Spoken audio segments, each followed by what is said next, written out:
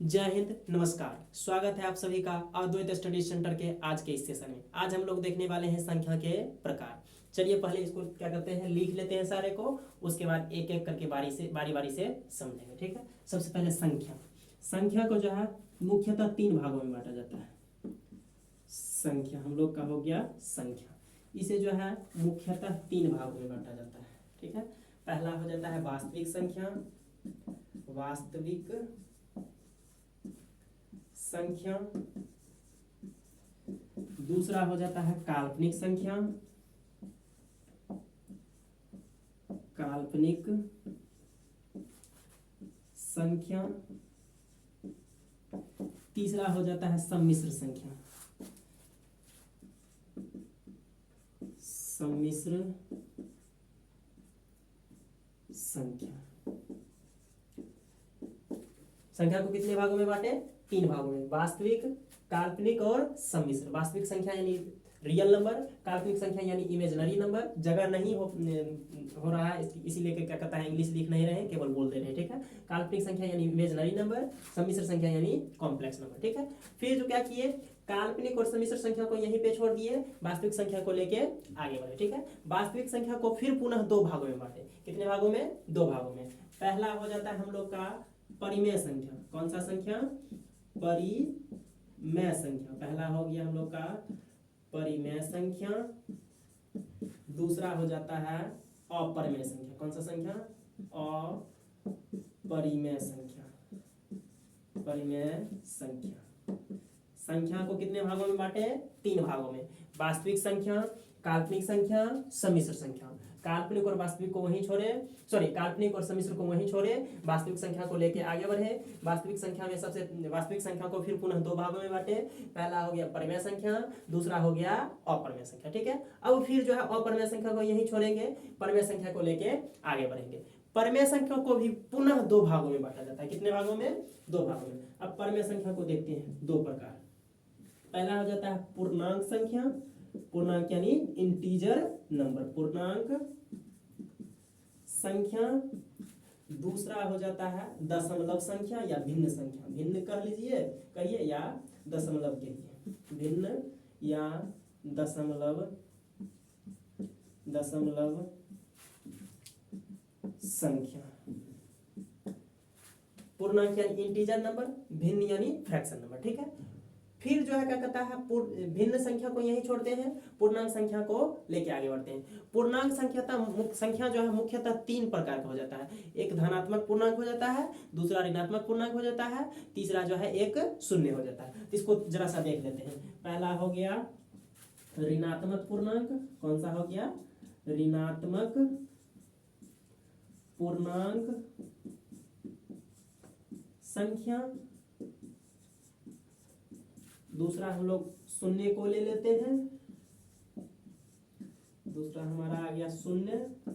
तीसरा आ जाता है धनात्मक पूर्णांक संख्या। कौन सा पूर्णांक संख्या? धनात्मक पूर्णांक संख्या। ऋणात्मक पूर्णांक यानी निगेटिव इंटीजर नंबर, शून्य यानी जीरो, धनात्मक पूर्णांक संख्या यानी पॉजिटिव इंटीजर नंबर। तो चलिए देखते हैं हम लोग संख्याओं को अभी तक कितने भाग में डिवाइड किए हैं। तो सबसे पहले मुख्य रूप से संख्या को तीन भागों में, पहला वास्तविक संख्या, दूसरा काल्पनिक संख्या। हम मेरे साथ बोलिएगा, जिससे क्या होगा, आप लोगों का आप लोग को याद होगा। ठीक है। पहला हो गया वास्तविक संख्या, दूसरा काल्पनिक संख्या, तीसरा सम्मिश्र संख्या। ठीक है। फिर काल्पनिक और वास्तविक को यहीं छोड़ दिए, काल्पनिक और सम्मिश्र को यहीं छोड़ दिए, वास्तविक संख्या को लेके आगे बढ़े। वास्तविक संख्या को दो भागों में बांटे, परिमेय संख्या, अपरिमेय संख्या। फिर अपरिमेय संख्या को छोड़ दिए, परिमेय संख्या को लेकर आगे बढ़े। परिमेय संख्या को भी क्या कहता है, दो भागों में पुनः बांटे, पूर्णांक संख्या, भिन्न संख्या। ठीक है। फिर जो है भिन्न या दशमलव संख्या को यहीं छोड़े, पूर्णांक संख्या को लेके आगे बढ़े। पूर्णांक मुख्यतः तीन प्रकार का हो जाता है। एक ऋणात्मक पूर्णांक हो जाता है, दूसरा शून्य हो जाता है, तीसरा धनात्मक पूर्णांक हो जाता है। अब क्या होता है, ऋणात्मक पूर्णांक में जब शून्य को मिलाते हैं, यानी कि ऋणात्मक पूर्णांक में जब शून्य को ऐड करते हैं तो गैर ऋणात्मक पूर्णांक बनता है। कौन सा पूर्णांक बनता है? गैर ऋणात्मक। तो ऋणात्मक पूर्णांक में शून्य को मिलाते हैं तो कौन सा बनता है? गैर ऋणात्मक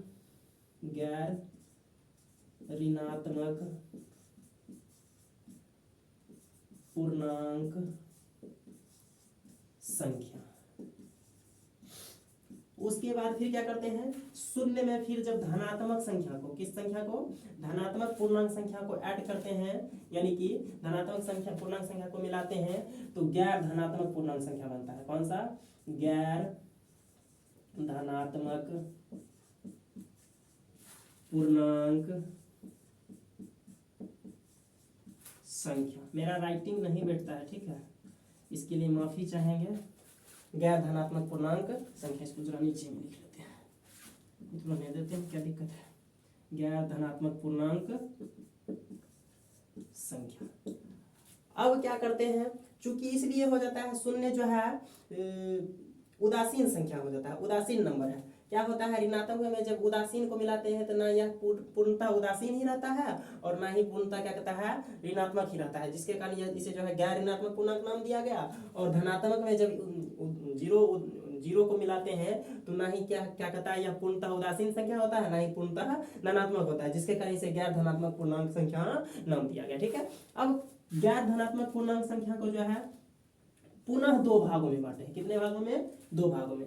पहला हो जाता है पूर्ण संख्या। कौन सा संख्या, पूर्ण संख्या। दूसरा हो जाता है प्राकृत संख्या। कौन सा संख्या, प्राकृत संख्या, प्राकृत संख्या। दूसरा कौन हो गया हम लोग का, प्राकृत संख्या। ठीक है, गैर धनात्मक पूर्णांक को दो भागों में बांटे, पूर्ण संख्या, प्राकृत संख्या। फिर जो है पूर्ण संख्या को यही रहने देंगे, प्राकृत संख्या को लेके आगे बढ़ेंगे। प्राकृत संख्या को पुनः तीन भागों में बांटते हैं। कितने भागों में बांटते हैं, तीन भागों में। देखते हैं जरा कौन कौन सा हो जाता है। पहला हो जाता है अभाज्य संख्या। पहला हो गया हम लोग का अभाज्य संख्या। दूसरा हो जाता है भाज्य संख्या, भाज्य संख्या। तीसरा हो जाता है एकांक संख्या। कौन सा, एकांक संख्या। चलिए अब तक जितना हम लोग देखे हैं उसको पुनः एक बार और देखते हैं। तो देखे क्या, संख्या देखे। संख्या को क्या कहता है, मुख्यतः तीन भागों में बांटे। पहला हो गया वास्तविक संख्या, दूसरा काल्पनिक संख्या, तीसरा सम्मिश्र संख्या।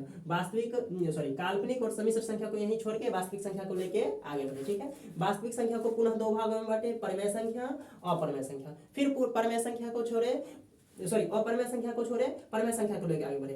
परिमेय संख्या को पुनः दो भागों में बांटे, पूर्णांक संख्या, भिन्न या दशमलव संख्या। फिर जो है भिन्न या दशमलव संख्या को छोड़े, पूर्णांक संख्या को लेकर आगे बढ़े। पूर्णांक संख्या को पुनः तीन भागों में, एक ऋणात्मक पूर्णांक, दूसरा शून्य पूर्णांक, तीसरा धनात्मक पूर्णांक। ठीक है, फिर क्या किए, ऋणात्मक पूर्णांक में जब शून्य को ऐड किए तो गैर ऋणात्मक पूर्णांक बना, और धनात्मक पूर्णांक में जब शून्य को ऐड किए तो गैर धनात्मक पूर्णांक बना। ठीक है, फिर क्या किए, गैर ऋणात्मक पूर्णांक को वहीं छोड़े, गैर धनात्मक पूर्णांक को लेके आगे बढ़े। ठीक है, गैर धनात्मक पूर्णांक को पुनः दो भागों में बांटे, एक पूर्ण संख्या, दूसरा हो गया प्राकृत संख्या। फिर क्या किया, पूर्ण संख्या को वहीं छोड़े, प्राकृत संख्या को लेके आगे बढ़े। ठीक है, प्राकृत संख्या में तीन प्रकार हो जाता है, एक अभाज्य संख्या हो गया, दूसरा भाज्य संख्या हो गया, तीसरा एकांक संख्या हो गया। ठीक है, अब थोड़ा सा हम लोग वास्तविक और काल्पनिक संख्या का थोड़ा सा परिभाषा देखते हैं, उसके बाद आगे देखेंगे। इसको जरा सा साफ कर लेते हैं।